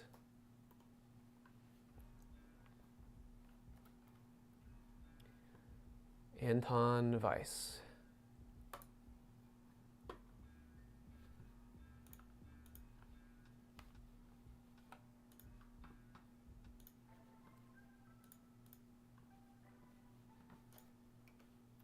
Duplicate our template here. At least we learned something. Well, I mean, I feel like every time I get a chance to practice using something that I don't use all the time, like pipelines, that's kind of like a big deal for me. But also it's like the, what's it called? Abductive mapping is what I call it sometimes. It's when you're basically trying to figure out the most likely story of the situation. And so it's like, well, what's the most likely story of who's up here at the top and what they need and so on. And it's going to be the wrong model of how that whole thing works. But, you know, it's your first model. And if you care about the thing, you'll go back and you'll draw it again and you'll figure out whether or not you were right. Fortunately, the nature of this is that for the most part, I don't care whether I'm right. I'm just trying to be interesting so that people can see what mapping might look like in their space. So it's not really important to be right, I guess. Could be wrong there. Okay. Looking at Ant's profile, I see we don't build things to change or build things to last, we build them to change. Interesting. That makes me think about architecture. It makes me think about cost of change.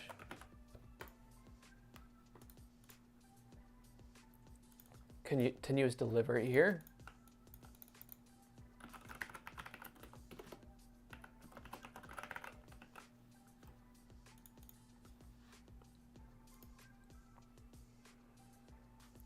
Automato, software development consultancy.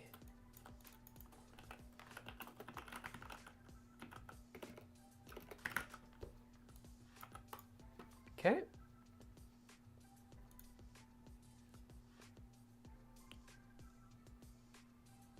Okay. Software deployment, rollout controls.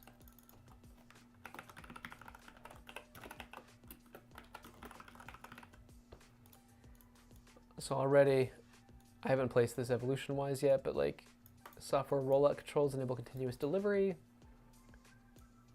Architecture also enables continuous delivery. So architecture depends on cost of change, and software consulting is kind of like in the middle of all of this stuff. It's like down here, it's doing all that stuff. So let's see, anything else we should pull in?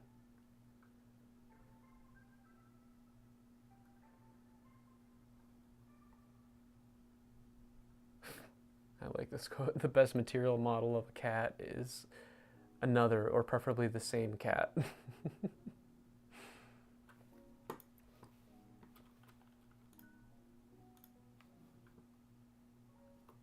Okay. Why do people do continuous delivery? Well, it's about optionality.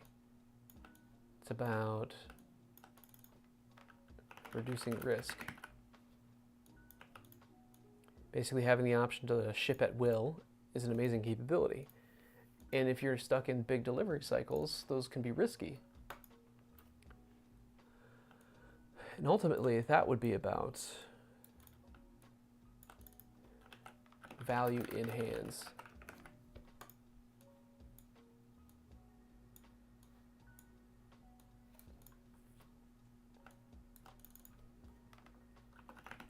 Yeah.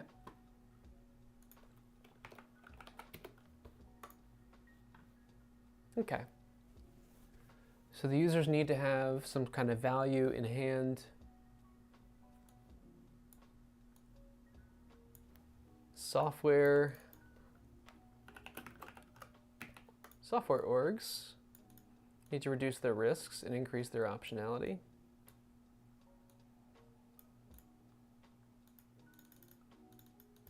And they need to friggin' ship.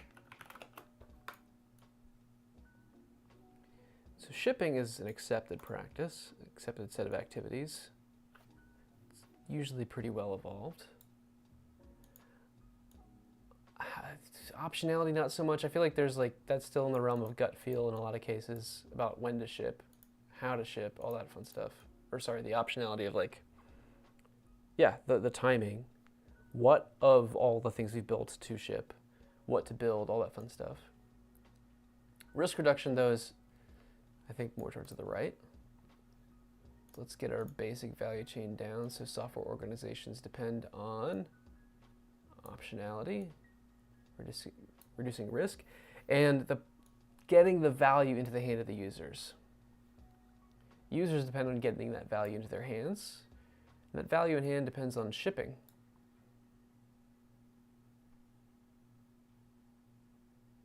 I think reducing risk also depends on how we ship as well. I might be going a little bit overboard there, but okay. Shipping depends on continuous delivery, let's say, the practices associated therein. Continuous delivery, though, I feel like the theory's down, but the practice isn't. So I'm going to put that sort of in the converging realm, if you will. architecture. It's an old practice. But I feel like we still don't quite know what we're doing. But things like DDD and so on give me hope. So I'll put it under converging, let's say. Software rollout controls, that feels like something that should just exist as like a service, so I'll put it over here. Cost of change, I'd say early converging. And software consulting, definitely lots of different ways to do software consulting, so I'll say diverging. I might be wrong, probably am in lots of different ways. And where does this belong?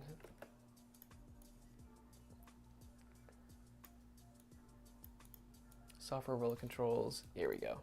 Continuous delivery depends on software rollout controls.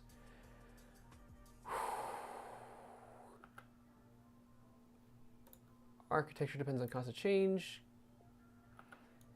And man, software consulting is all over the place. It's everywhere. You could do software consulting about cost of change. You could do it about architecture more broadly. You could do it about rollout controls. You could do it about continuous delivery. So let's just say architecture and continuous delivery.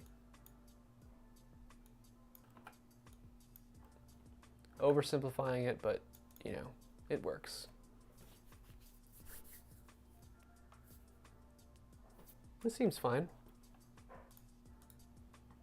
Enough to be interesting and maybe provoke a conversation. All right. Good enough for me.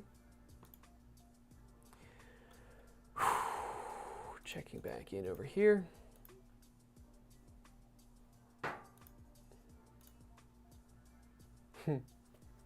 Always makes me happy when people see this stuff, especially if they don't like it, because then we can have a conversation about it. But I love this 3 exclamation points. Okay. D. Pritchett, you're up next.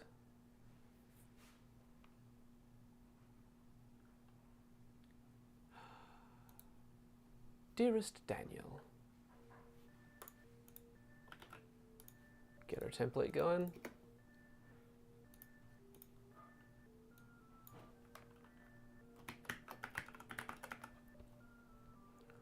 Cloud.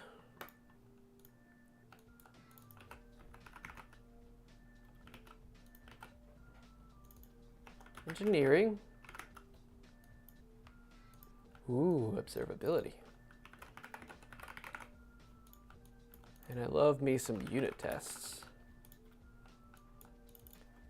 APIs.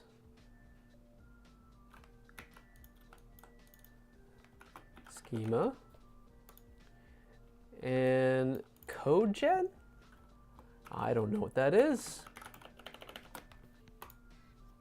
I get to learn something today. All right, well, that's good enough for me. Cloud. Engineering. Observability. Not unity tests, unit tests. Let's start from the bottom here. So we got some code gen. I don't know what that is. So that automatically means I'm putting it in novel until I go disprove that. Code gen enables the development of schemas, which ought to have, I think, converging qualities. And APIs, which depend on schemas, ought to be relatively stable.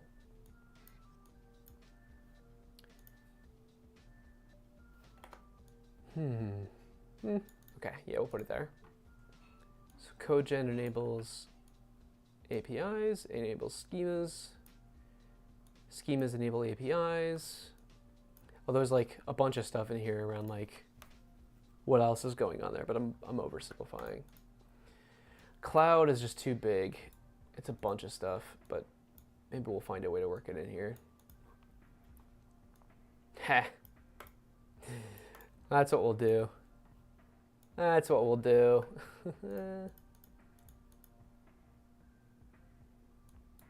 Observability. Observability is enabled by the design of the API.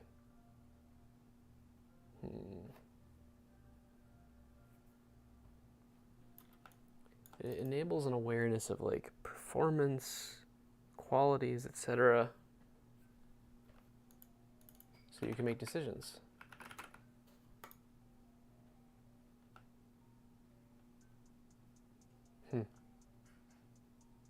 Here's a hard question. Does observability depend on APIs, or does APIs depend on observability? I think the API depends on observability because you shouldn't write an API that isn't observable.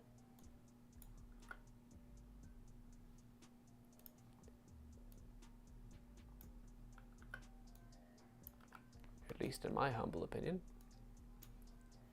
Okay. And engineering's like in all of this, so I'm gonna kind of like remove it here for a minute. Unit tests. The API depends on unit tests, which ought to be like even more mature, or even more evolved, I should say, than API or observability. So here we go. This is what we have.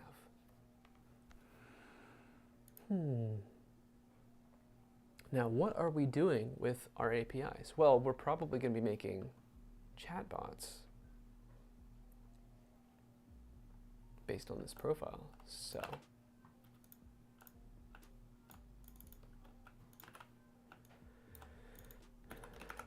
chatbots.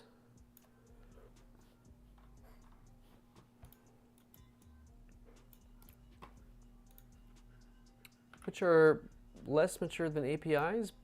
I keep saying mature, less evolved, but still pretty evolved. Like you could probably make an argument for like pushing APIs to the right, but it's just like I know that so many APIs are being built right now that are not that. So chatbots. And what do chatbots enable us to do? Well, there's like the processes that they enable. And then observability enables sort of like ops decisions. There are other kinds of decisions that can help with like design decisions and so on, but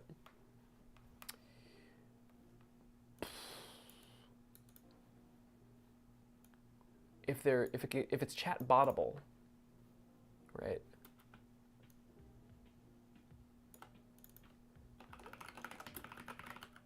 Then it is a process that has been designed to be repeatable.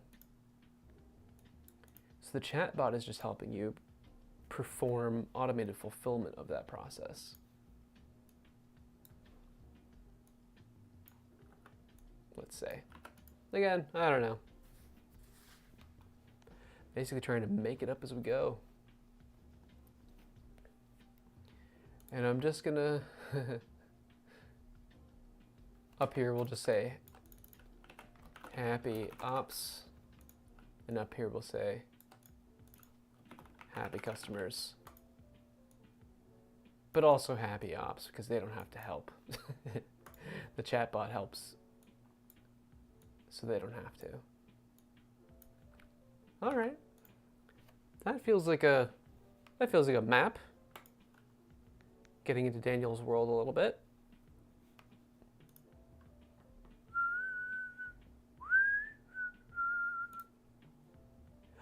Rachel Murphy.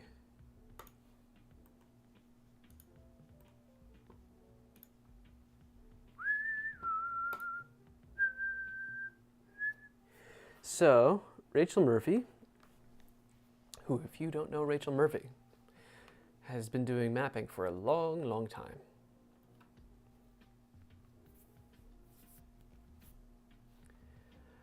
I think this might be my last one for tonight. Making progress, getting into a rhythm.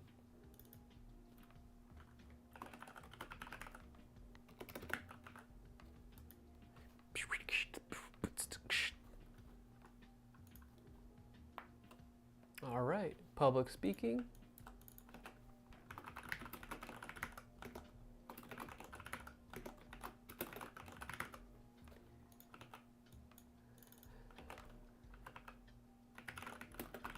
Business building. And I know that branding is like one of Rachel's strengths, doing a lot of the like be different brand and stuff like that. So I'll say branding underneath here. Health tech and psychedelics. Oh, heck yeah.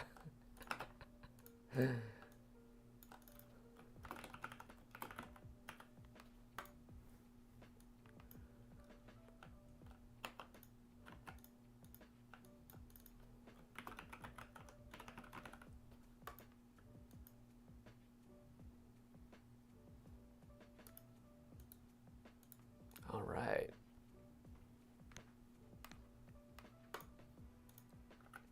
So this, we can start at the top here. Health tech in general, like there's a relatively convergent process that it has to go through. It's known that processes, but only certain people can play. So it's not exactly like easy, where it's just a straightforward thing, but there's a relatively convergent process for it. So I'm going to push it to the right here in converging. Psychedelics, on the other hand, while like thinking in a broad historical sense, are probably like, if we really want to talk about it, at various times have been all the way to the right. But right now in our current society, the way things are today, they tend to be like, it's what's the treatment plan? Is it prescribable? That kind of stuff. I know someone who has a lot of opinions about this, with experience in therapy work and also just generally like specifically MDMA therapy and things like that, or other psychedelics. And it's like, it's not just here, take this pill or whatever and go jam out. It's like, no, you have to work through traumas in the process of doing that and so on. So it's like there's this whole like therapeutic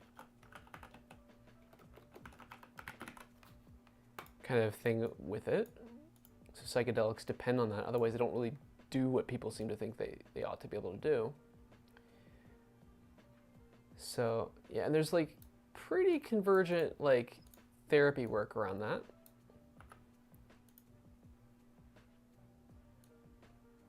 All right. I think public speaking and business building are part of what goes into the brand bit. Be different is the brand. So branding feels kind of on the left here.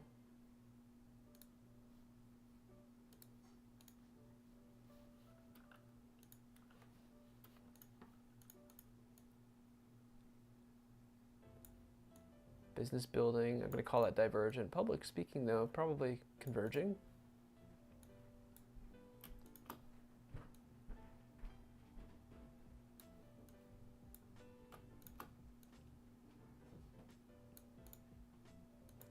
Branding helps people feel secure.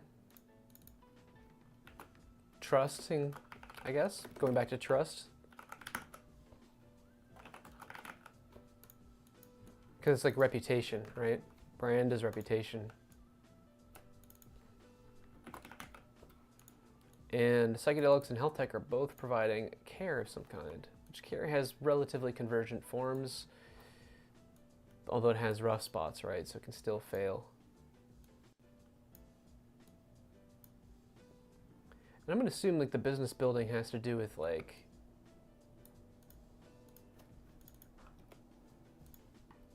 building health tech that enables things like psychedelic care, but that also directly helps care. I don't know if this is true or not.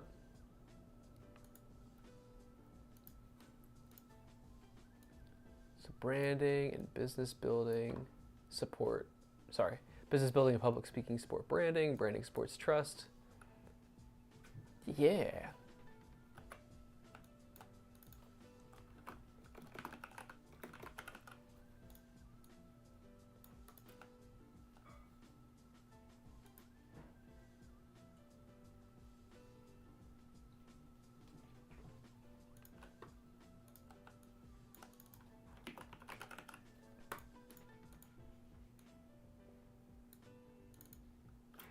Let's see. Healthcare orgs, maybe? Again, just taking some guesses here. Healthcare orgs need to facilitate care for patients. Patients need that care.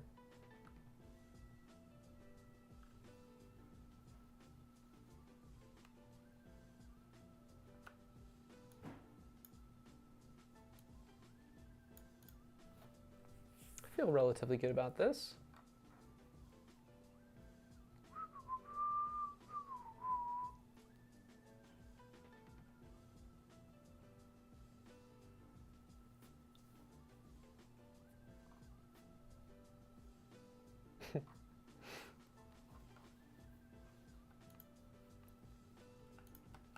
Branding also helps you stand out.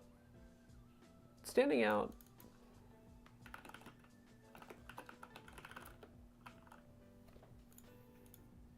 It's a little easier to stand out. It's like, feels like more of a relatively more evolved thing.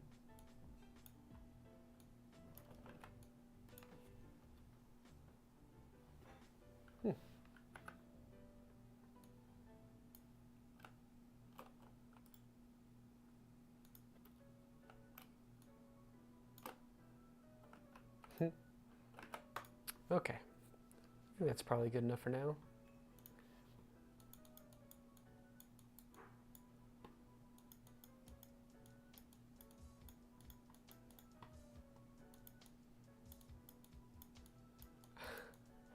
A little note for Rachel, maybe.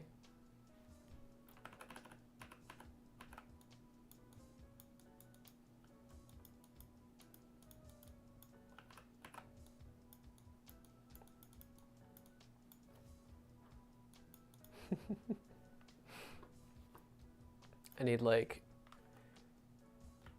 dog with science stuff meme. I don't know. Here we go. Thank you.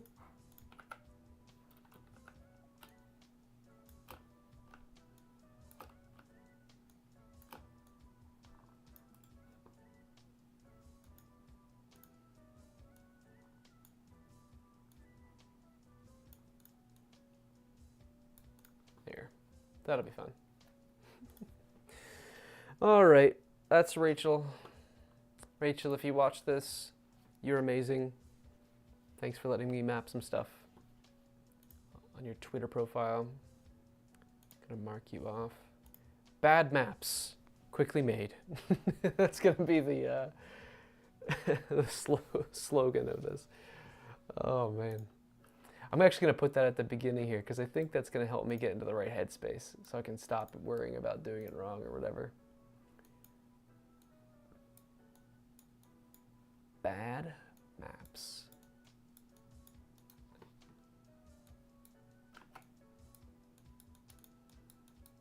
Quickly made.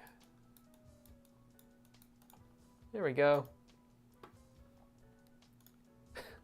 That's what the stream is all about. All right. Well, with that, I think I'm going to wrap things up. If you are still hanging out, thanks for being here, James. I appreciate you.